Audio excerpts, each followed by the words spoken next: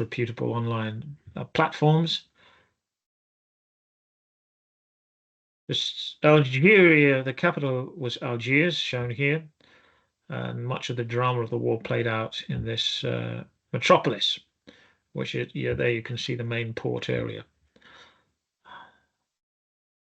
The country itself was a vast country, and this Algiers was the gateway to this land in North Africa.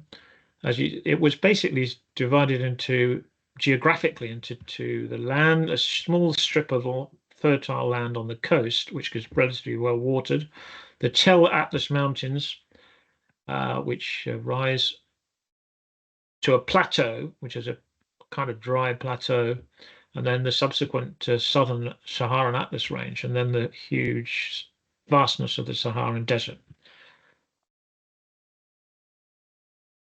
The French Algeria Française, began with an invasion on the 18th of June 1830 at Sidi Farouche. 34,000 troops were ferried across the Mediterranean and to invade the country. Now, the local forces resisted this, but they were defeated at a battle there, and the Hussein Day capitulated on the 5th of July. There could have been a reason for the invasion. One of the reasons was the gold reserves that were held in Algiers at the time, considerable gold reserves. But obviously, one of the other ones was the political situation in France, with a huge, relatively unemployed army seeking sort of glory and conquest. But the colonization was not easy. There was continuous rebellion, notably in the early phases by Emil Abdelkader. He was finally suppressed by the brutal general Beaujeu when he signed the Treaty of Tafna, but rebellion continued. That simmered on. The treaty was broken by the French, and finally Emir Abdelkader surrendered in 1847, but that wasn't the end of the revolts by any means. In fact, the whole conquest was pretty brutal and continuous.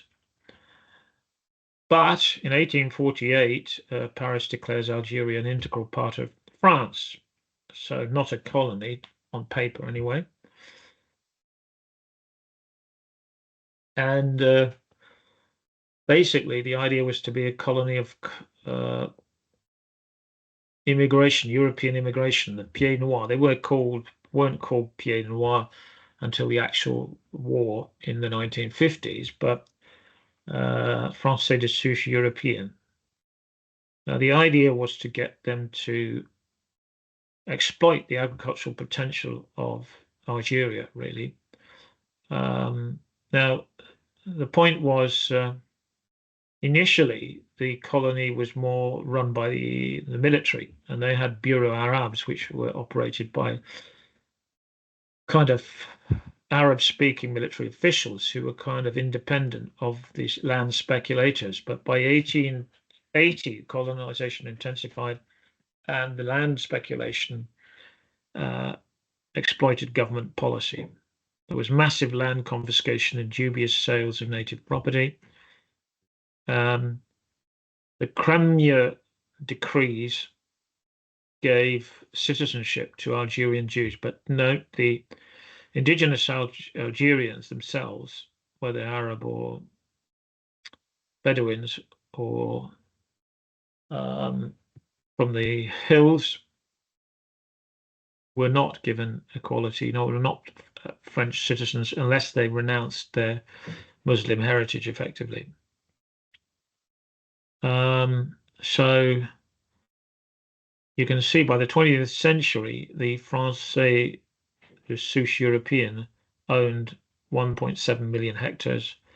It continuously increased to 2.7 million in 1940, and finally by 1962, the end of the war, 2.73 roughly. 27% of the best arable land. In 1959, there were about 1 million odd Europeans or pieds noirs, 10% of the population. At the peak, the percentage was 15% in 1926. And these were mostly concentrated in Oran in the west, in Oran, Sidi Belebes, where the population percentage ran as high as 50% almost. But by 1960, the exodus of the Pieds Noirs began. Here we have the arrival of these colons, or European immigrants from around Europe, notably Spain, Italy, France, in 1899. And the whole country was transformed. Here we have Sidi Belebes, the famous center of the Foreign Legion, but it was a very Frenchified town, very pleasantly set out with squares and boulevards. By the 1880s or 1920s, you can see that the French, say the Souche European, were enjoying a relatively, although they were poorer than the metropolitan French, they were enjoying a relatively good lifestyle, certainly way better than the indigenous Arabs. And here we have the Berbers. The Berbers were a significant part of the population in the highlands. Now, there were many different tribes, but one of them was the Shaouis. This girl is a Shaoui from the Ores mountain region. So the idea of Algerians as Arab, this is maybe their cultural identity or linguistic rather than genetic. So the Berbers were kind of the mainstay of the indigenous population ever since Roman times. And they were concentrated in the highlands, and you can see here some of the Shaoui in the area around the Ores there and Batna to the south east.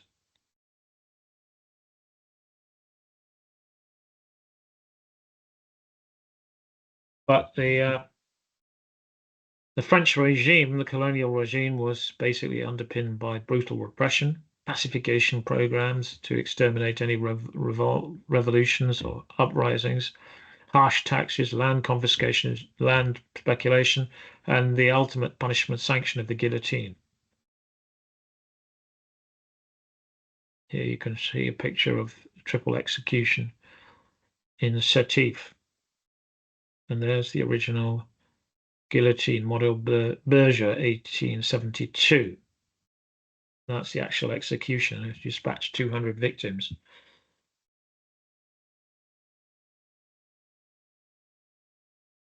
So, as I mentioned, the colonial history was raped by uprisings, and what is notably in the modern era, after the end of the Second World War, in Sétif and Guelma, there were riots and attacks on settlers. But the brutal retaliation left approximately 1,000 Algerians dead, and there were atrocities committed by the settlers, basically, after those disturbances, which involved basically mass executions and summary executions, and many of the dead were disposed of in mass graves. Anyway, subsequently, basically after the fall of Dien Bien Phu in Indochina, the revolution that really stirred up revolutions, because the Berbers and Algeria and the Arabs could see that the Indochinese had managed to gain independence, it undermined the power of the French regime, basically. and the war erupts on Toussaint Rouge, All Saints' Days, specifically in November 1954. There were mass attacks by the FLN throughout the country, series of attacks. They were not really that, had much of a real impact, but it was just a psychological shock, really. But most of this was in the Auris, the main center of the rebellion, and troops were rushed in to suppress that. But the FLN continued its agitation, and there was further massacres in 1955. 123 Europeans were killed in the Constantine province. And again, there was severe, this was deliberately really designed to provoke severe repression, which it achieved that.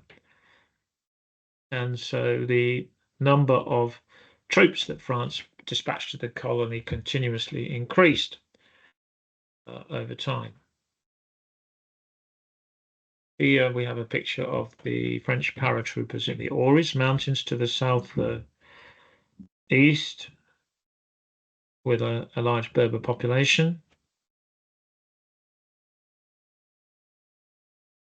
By April 1955, as I mentioned, there was the All Saints attack.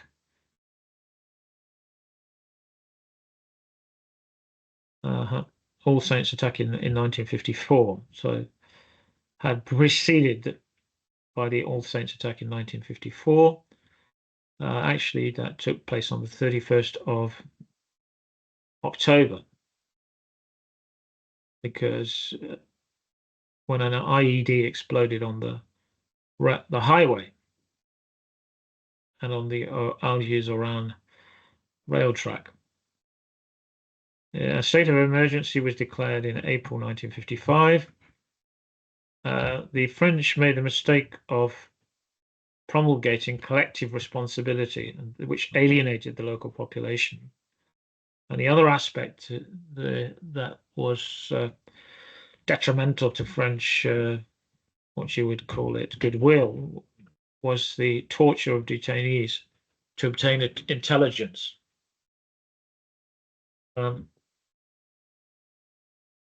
And the summary execution of suspect rebels.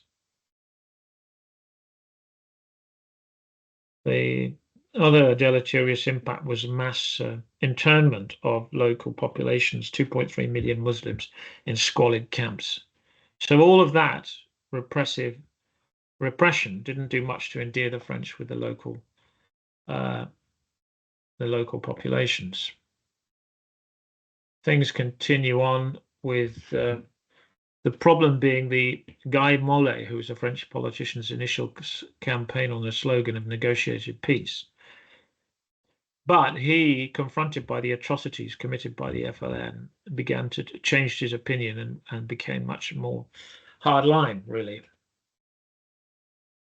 And of course, you had extremists on the other side in terms of the Pieds Noirs, or ultra Pieds Noirs, who were categorically against Algerian independence, and they rioted in February 1956.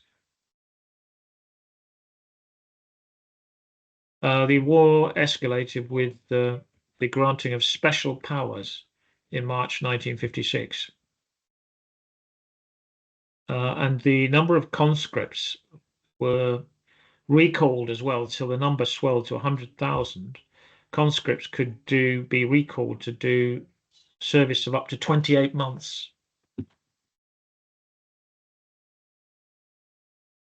But this had the benefit from the French military point of view of increasing those enlisted. So you had 460,000 enlisted, manning 7,500 strong points across Algeria. But the disadvantage of all these conscripts was they're not very well trained troops. And on the 18th of May, 56, 21 newly deployed conscripts were killed, mutilated, or captured after an ambush near the Palestro Gorge. The Premier Rep, by this time, the BEP had become the Premier Rep on its third institution. It's on the 23rd of May. They tracked down 19 rebels who had perpetrated the Palestro ambush. They were holed out in a cave with 2 surviving hostages, and the legionnaires assaulted the caves, killing 16 mujahideen, but they also killed 3 prisoners. Only 1 hostage was recovered alive.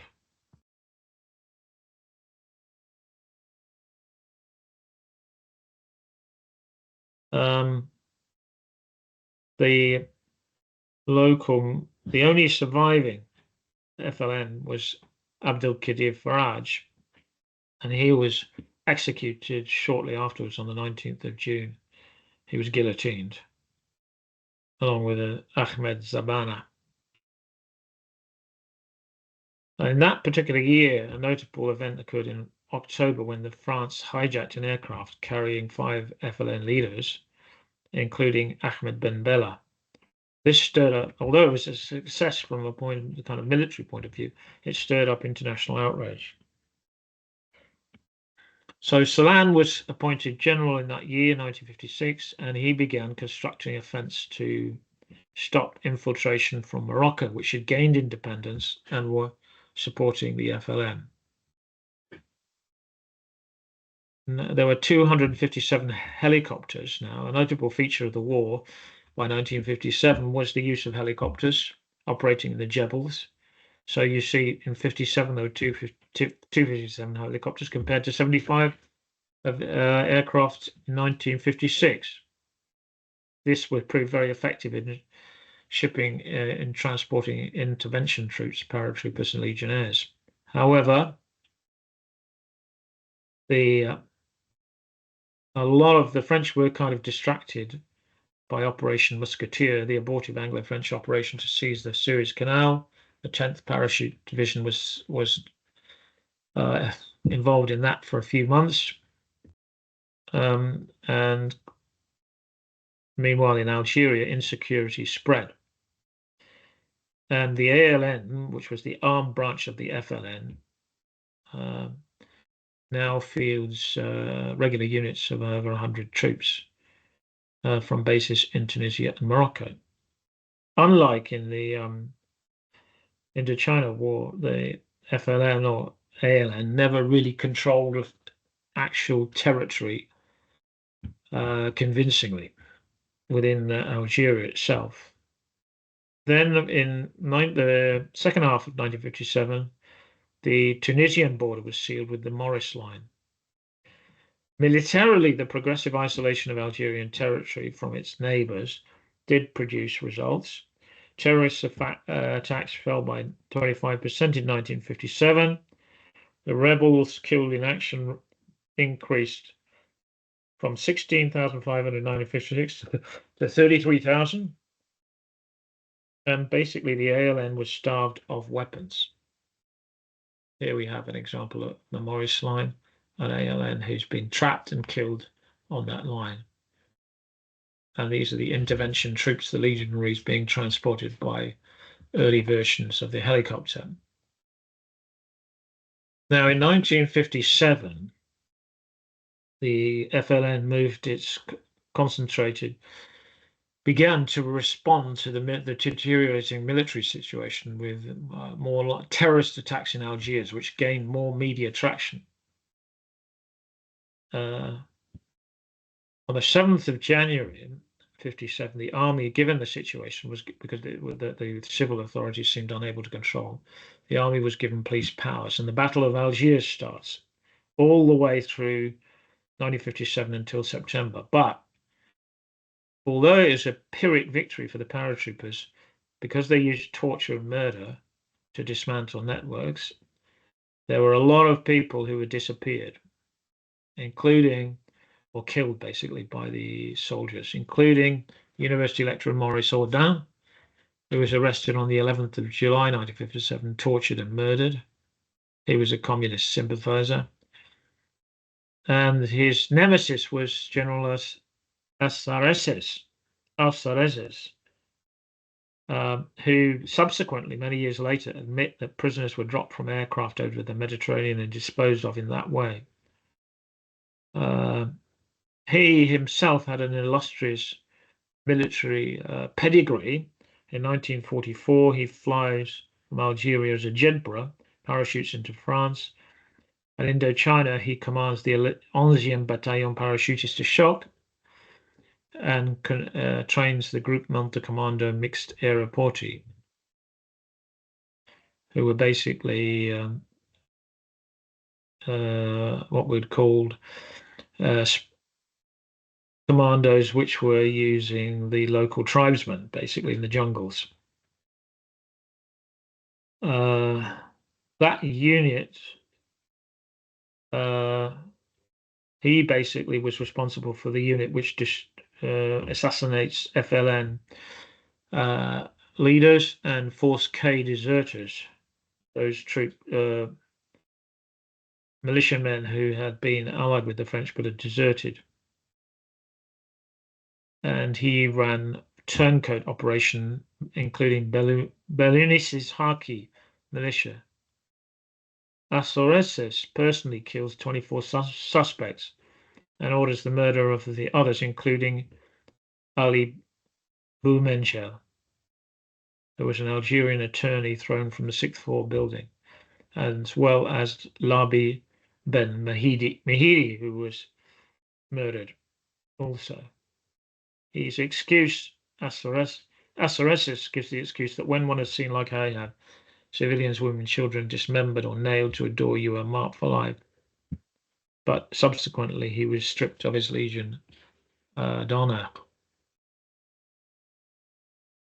So, as is obvious from this picture, there was a kind of false attempt to hearts and minds with the local population, but the fundamentals of the kind of racist regime and disparity of incomes remain like a wound, really, and the land inequalities that was never seriously tackled. And the other point I did aspect that was damning of the French colonial regime really was the underpinning of violence, both in terms of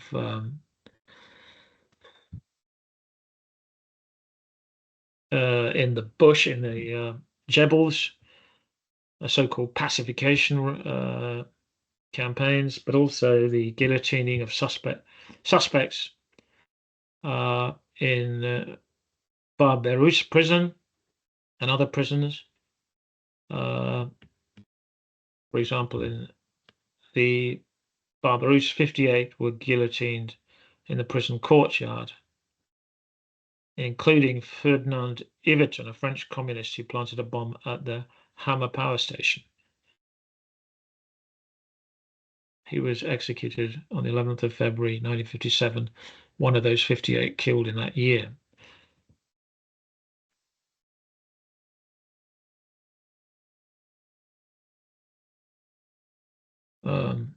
So those executions which took place in reality are included in the novel, historical novel, where Mesrag deserts and goes over to the FLN. He is basically condemned and imprisoned in Barberousse and executed in 1957, along with all these other suspects.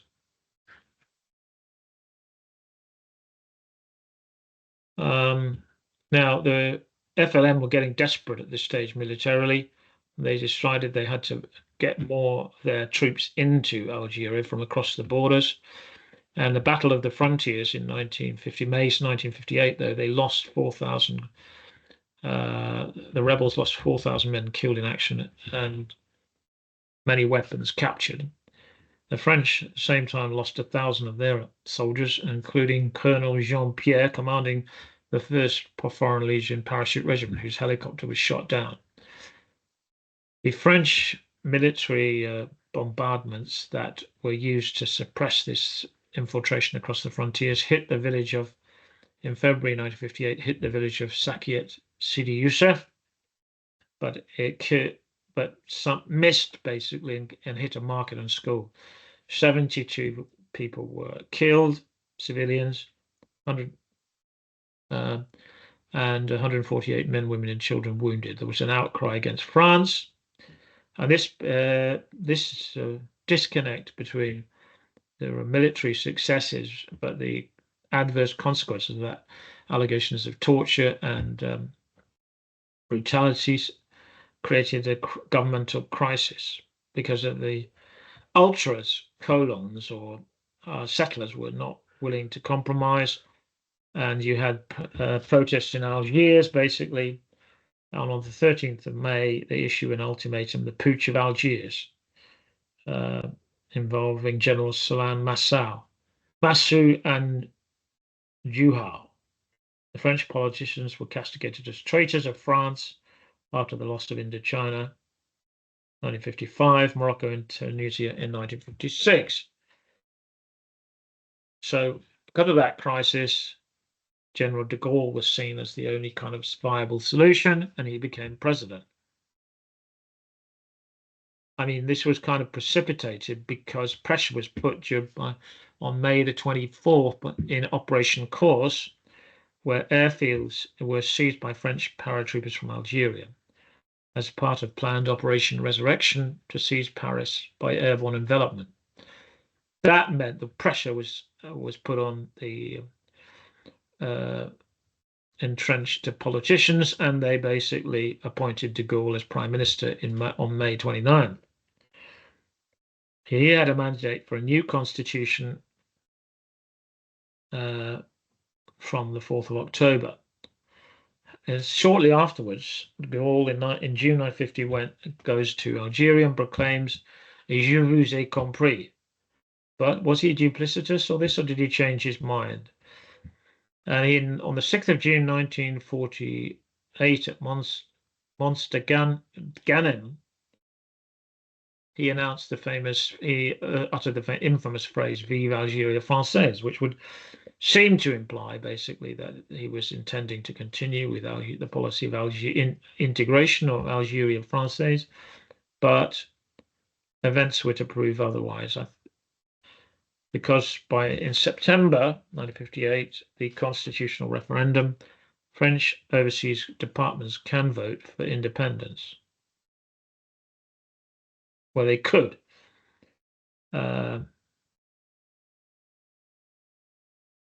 They could have voted for independence in that particular referendum, but in Algeria, 96.6 voted yes for French Algeria. So that was integrated with France. Of course, de Gaulle at this point had realized that that was an unsustainable, and it was a delusion, really, and couldn't be sustained. In Algeria, the ALN had 46,000 fighters, and that in September they created the new Algerian Provisional Government, Gouvernement Provisoire de République Algérienne. Now, de Gaulle had decided that he would have a twin strategy, tighten the military grip on the colony with the Shell plan on the rebels, tighten the vice, and also at the same time hold out the olive branch with the December 1958 Peace of the Brave, which the GPRA, the Algerian independent government, rejected. The year 1959, Maurice Chasles launches a large-scale military offensive against Algerian insurgency. General reserves were successively employed against bastions of the ALN in a west to east movement, sweeping again and again if necessary, if the rebels re-established themselves. But Chasles, coming from the Air Force, increased ground support, and so you had very rapid and effective interventions by the security forces. He also established the commandos de chasse, who were elite counterinsurgency units that led the same lifestyle as the rebels, lived off the land. And he triples the number of Muslims in the ranks of the military to 210,000. 48,000 rebels were killed or captured. The ALN's manpower was cut in half to 22,000, but the ALN still retained 30,000 men outside of Algeria in Tunisia and Morocco. More worrying for the military hardliners and the Pieds Noirs or colonialist ultras was the French in the metropolitan France were very tired of the war. And de Gaulle had realized that, notwithstanding the previous vote for integration in Algeria, but it was unsustainable as far as France was concerned, both because of the costs of the ongoing war, also the international damage to France's reputation, and finally the threat of integration of trying to integrate a very poorly educated mass of Algerians into the French main with their different cultural background into the French country, really. But the generals, realizing the direction in which de Gaulle was going, they decided to launch a putsch, which was in April 1961, in attempting to press de Gaulle to retain French Algeria. Maurice Chal and Salan and other generals were involved. But the terrorism of the OAS, which was the organization that Salan founded, it doesn't actually work. Negotiations continue. De Gaulle continues with negotiations. And on 19th of April 1962, peace talks culminated at Evian with a ceasefire agreement. On the 5th of July, independence of Algeria was proclaimed. But the problem was chaos ensued. And from then until September 1962, the OAS, the basically ultras, the armed wing of the ultras, a terrorist organization, and the ALN continued to carry out attacks. 100 French soldiers died and thousands of European Muslims and civilian victims.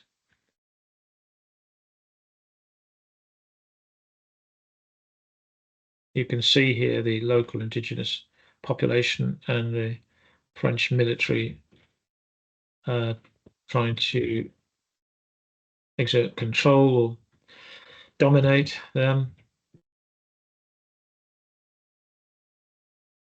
But the other aspect of the war,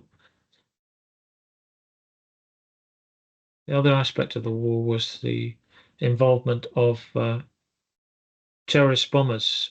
Women were involved in terrorist attacks. So, for example, Zora Drift plants a murderous bomb to spark the Battle of Algiers, and she justifies it by claiming that the cafe where she planted the bomb symbolized the arrogance of the European settlers and their shameful indifference to Algerian woes. The beneficiaries of the war were career soldiers, politically correct intellectuals, Paris, or slippery politicians in Cairo or Tunis. So those people that would be considered politically correct were Frantz Fanon, his disingenuous embrace of revolutionary violence, and he refused to acknowledge some of the atrocities committed by the ALN and FLN, notwithstanding the evidence and Jean-Paul Sartre, the philosophers, phenomenological philosophers, cozy intellectualization of terrorism.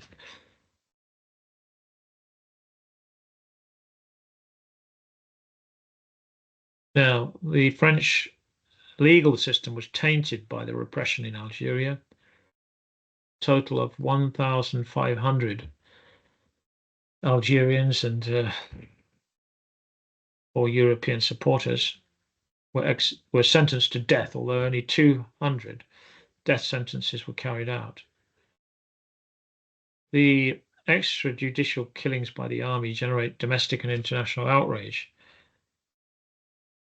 And of course, it emerged, the testimonies of torture victims emerged in the press. into the details of what went on that mobilized public sympathy overseas. For example, Jamila Buhayed's trial in July 1957 during the Battle for Algiers became a hit Egyptian film, Jamila l'Algérienne, and 65 British Labour MPs signed a petition condemning the travesty of justice. Her death sentence was commuted because of her recognition, global recognition.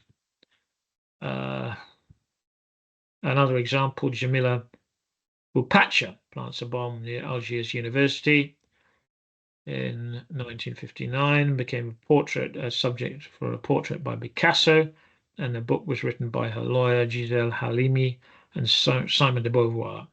She was reprieved after the war. Here we have troops French troops rounding up a rebel in the Jebels.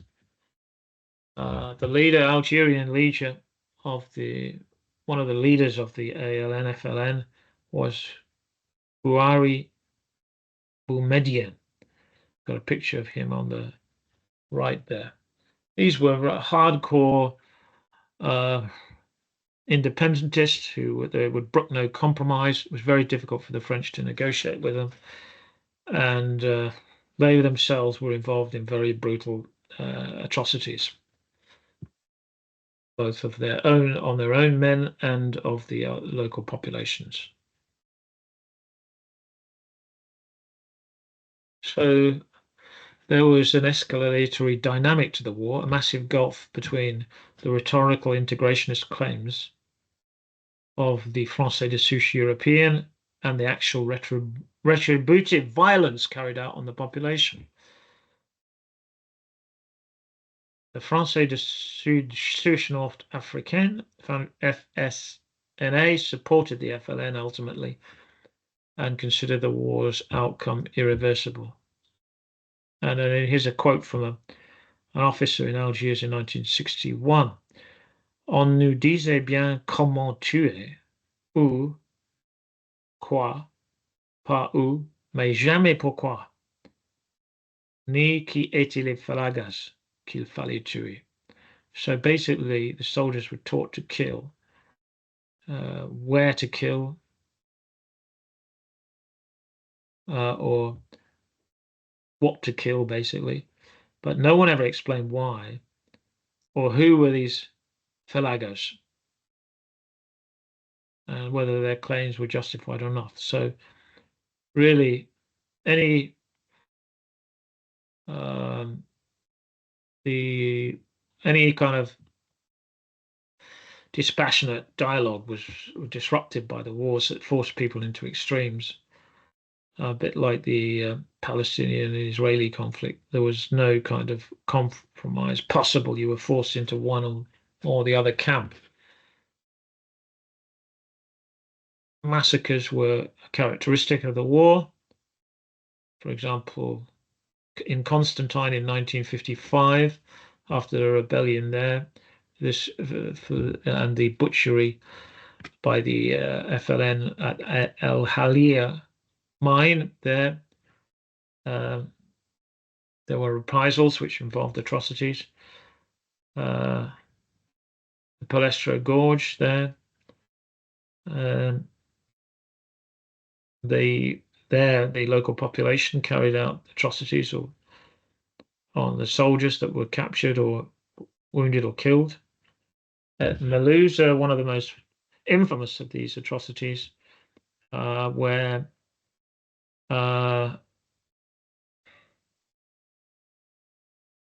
the massacre was attributed to Si Mohammed Belounis,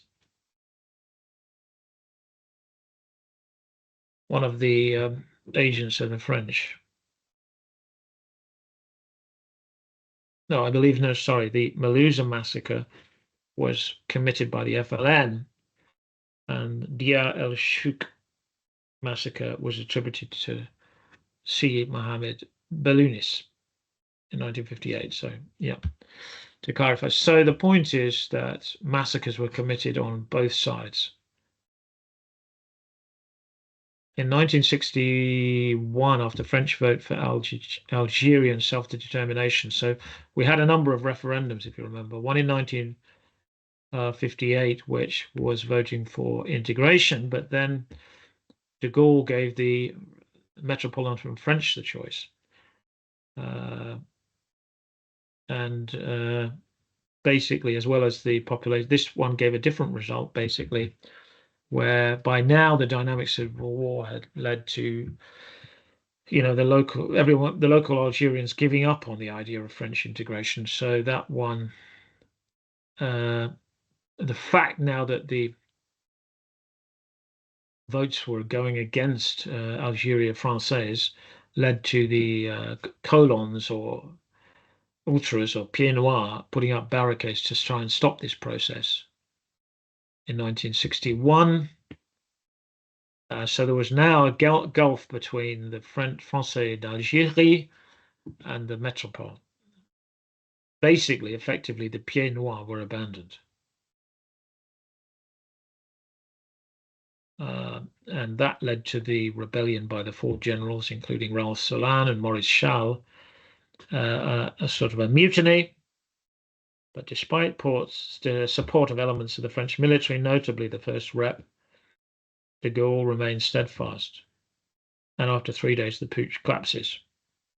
And that led to the negotiations continue. Basically, it was a loss. The cause was lost for the pieds noirs, and independence was achieved.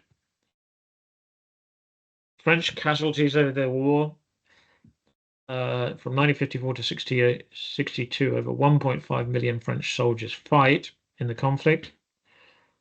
About 25,000 to 27,000 odd were killed in action.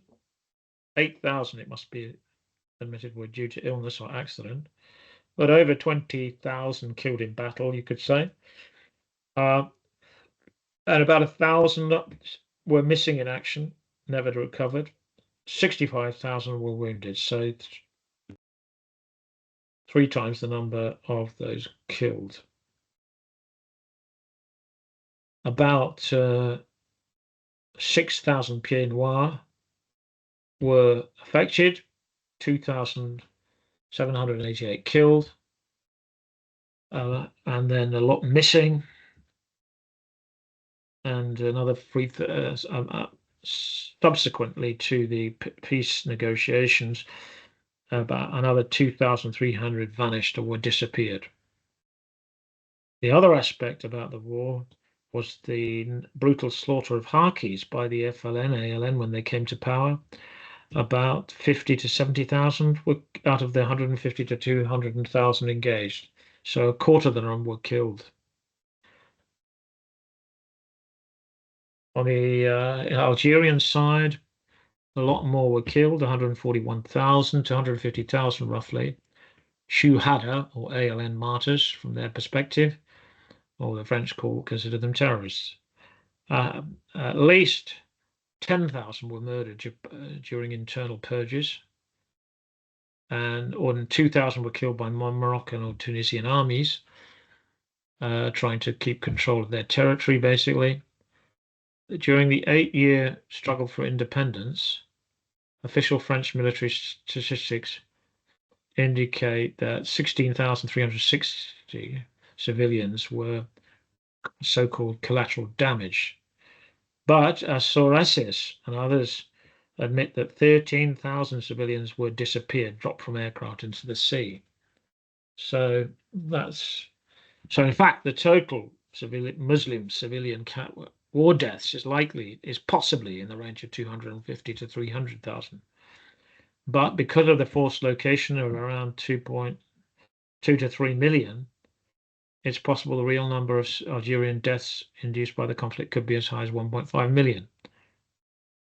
But basically, it's probably likely that might be a bit over the top. So roughly an estimate of 350 to 400,000 civilian casualties of the war.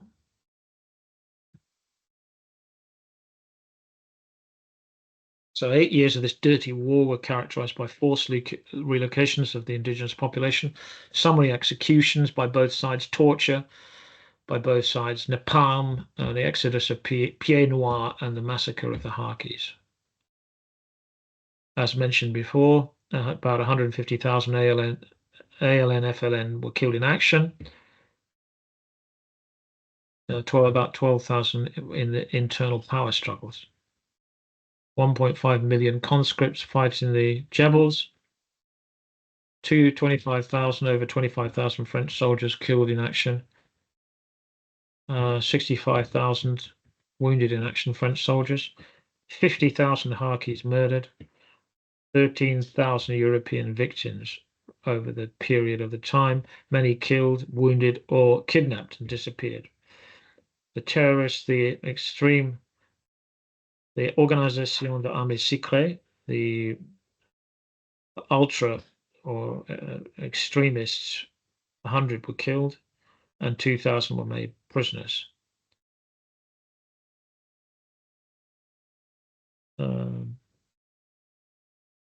Millions of Algerians displaced, and probably about 100,000 murdered in so-called pacification operations. So in terms of the actual civilian deaths, 30,000 would died during operations, admitted officially, but a lot more, as we've suggested, were probably killed or died as a consequence of relocation and the suffering associated with that. Here we have a picture of Harkis who were used. We said that about 200,000 were used by the French and 50,000 were killed.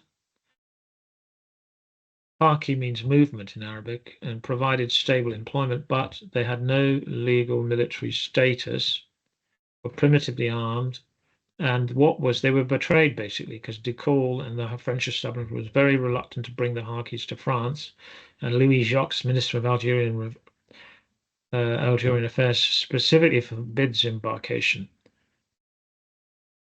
The French left or socialists in France consider them collaborators and therefore not worthy of saving. But French officers were ordered to disarm them. But actually, many of those officers refused these orders and secretly transported some of their Harki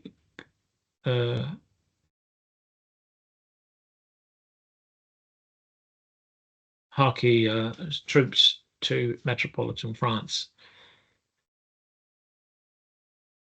Here we have the Organisation de l'Armée Secrète, the ultra extremists. A notable example there, Roger de Gueldre, who was involved. He was a legionnaire, basically, who fought in Indochina and then joined the Premier Rep, as it was at that time. He led the commandos, the Delta Commandos, which was the armed wing of the OAS, really. And they attacked an organization in Chateau Royal in El Bia, suburb of Algiers. He shoots 6 civilians at the Centre Socio-Éducatifs who were trying to kind of develop the institutional capability of the nascent Algerian regime kind of thing. After the Accords de Evian, on the 17th, which were 18th of March 1962, on the 7th of June, the OAS detonates 3 phosphorus bombs at the University of Algiers. And by noon, fire engulfs the main university's buildings, which led to the destruction of 385,000 works, including 2,000 manuscripts and ancient books. So really destructive violence, really. De Gueldre was actually executed by firing squad on the 6th of July 1962 in Paris at Fort d'Ivry. Unfortunately, the whole thing was botched. And the first peloton, only one bullet hit him, and the commanding officer empties his revolver into de Gueldre, but he survives, and the officer had to rush to get a second revolver and finished off de Gueldre with 5 coups de grace, basically shots, and he finally died. So in the story of PiaVindex, Cersei becomes involved with de Gueldre and basically involved in the terrorist attack on the Algiers University. So despite that attempt by the OAS that kind of backfired, was just vindictive really, and had no real prospects of stopping the process. So nearly 1 million Pieds Noirs, in the face of the violence committed by the FLN-ALN, they had to flee Algeria to an uncertain future in metropolitan France that many of them barely knew. There you have examples of pictures of them leaving Algeria.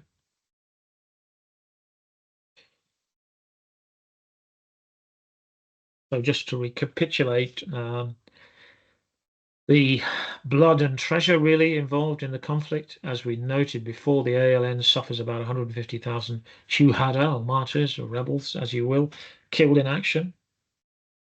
But 10,000 of these were victims of internal purges, and 2,000 killed by Moroccan, Tunisian armies. The French army suffers approximately 25,000 deaths, some of them from accident, about 8,000. The many wounded in it, missing in action were 400, almost 500, and 65,000 wounded. The FLN murders 50 to 70,000 Muslim auxiliaries serving for France, the Harkis. France spends 75 billion in 2002 money on military operations in Algeria, a considerable sum. But the activities there were not only recognized as a war in 1999. Conclusion. So the French spend the equivalent of 75 billion on warfare operations, destroy 8,000 villages, and in turn probably about over 2.2 million Algerians in camps, desolate camps. The conflict's real genesis is buried in 132 years of Algeria's violent colonial history and the bitter legacy of unequal land distribution, fragmented communities fragmented by injustices and asymmetries of power. So it's what Pierre Bourdieu considers symbolic violence, basically. So it was actual and symbolic violence vested on the Algerian population. And the cultural gap between the Algerian population and the Pieds Noirs, or the European settlers. So France basically ignored the reality of the military and legal political violence, land expropriation, legal and social inequalities, or it doesn't ignore them, but just can't politically manage to deal with them effectively. So the notion of independence, for many years, they've buried their heads in the sand with the dogma of Algeria Française. And basically what happened was the real challenges were not tackled and dealt with. The vested interests refused to deal with the actual substantive issues, because that would have involved considerable costs and challenges and accommodations and compromises. A number of references there if those who want to explore this subject in more detail. Thank you for your attention. This is the end of part 3. There is the book available from reputable online platforms. Part 4 will deal with the Cameroonian independence struggle, and part 5 with the Vietnam War, the return to Vietnam. Thank you for your attention again.